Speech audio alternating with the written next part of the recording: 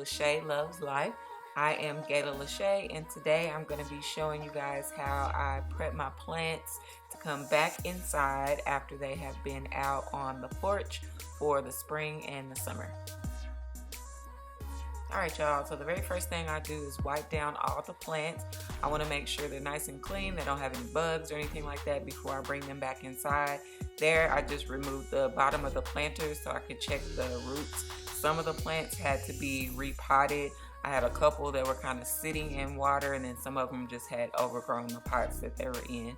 The porch is empty. Can't believe it. This is my snake plant. This is one that kind of had overgrown the pot that it was in.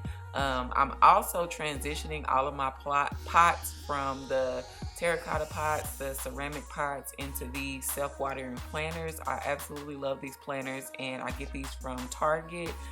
They have about 3 or 4 different sizes, and they come in a bunch of different colors. As you can see, I ended up splitting this one into 2 separate plants. I took these to the studio, so you won't see these inside the house.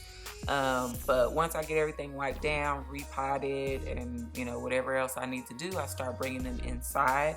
This is not like their permanent spots, but I just bring everything inside, and then once they're all in, I'll start to rearrange them. So this is my dining room area, but I don't have a dining room table. I actually have my computer desk in here. This is where I work. So since I don't have a table, this is where the majority of my plants hang out. Again, I'm just rearranging the plants, wiping a few of them down, checking for bugs again just to make sure. But I'll let you guys kind of watch me fill it around, and then I'll give you an overview of what everything looks like once I'm done.